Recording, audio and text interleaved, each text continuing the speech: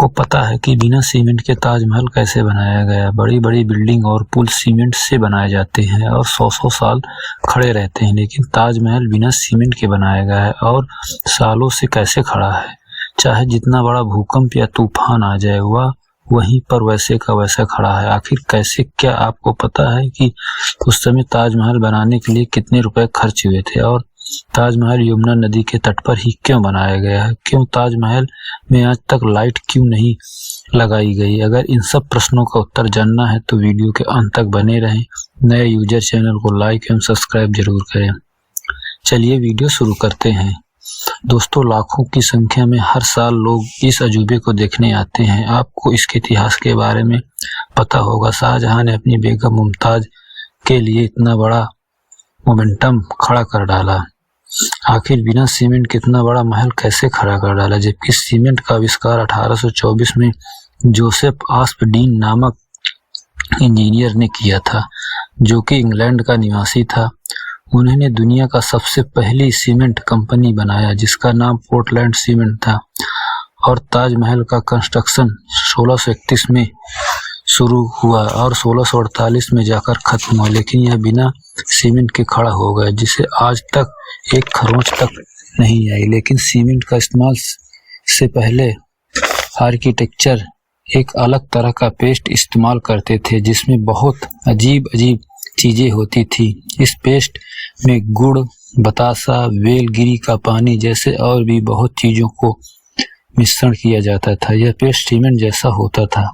ताजमहल को बनाने में विभिन्न प्रकार के पत्थरों का उपयोग किया गया है, जैसे तिलाई, पाई जहर, अजूबा, नाखेड़, संगमरमर। इनको उज्बेकिस्तान, रसिया, राजस्थान, इजराइल आदि से मंगाए गए थे।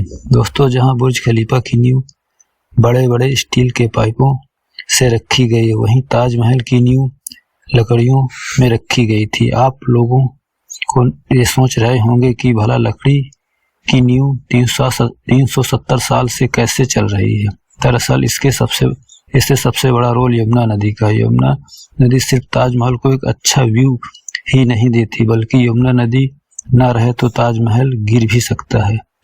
इसमें यह होता है कि पहले के इंटेलिजेंट लोग ने ऐसी लकड़ी का इस्तेमाल किया था, जिससे जितना पानी पड़ता रहे लकड़ी और मजबूत होती चली जाएगी, वरना बाकी लकड़ियों की तरह पानी में खराब हो जाती है। यही वजह है कि ताजमहल को खड़ा रहने में यमुना नदी का बहुत बड़ा हाथ है। यदि यमुना नदी सूख गई तो ताजमहल भी उसके बिना खड़ा नहीं रह पाएगा। दोस्तों, अब बात कर लें कि ताजमहल बनाने में उस समय कितना खर्च आया था।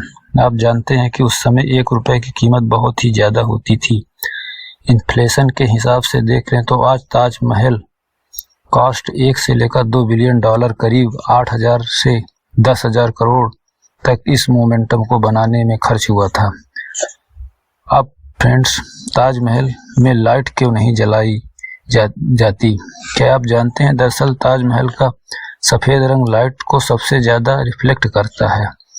इसी समय रात के समय ताजमहल पर लाइट लगा दी गई तो ताजमहल के पत्थर लाइट को रिफ्लेक्ट करेंगे और साथ ही साथ ताजमहल ज्यादा चमके, जिससे आसपास के कीड़े मकोड़े उसे आकर चिपकेंगे और ताजमहल के पत्थरों को नुकसान पहुंचाएंगे। इसीलिए ताजमहल पर लाइट नहीं लगाई गई। दोस्तों, आप इस वीडियो को पसंद आई हो तो चैनल को लाइक एवं सब्सक्राइब जरूर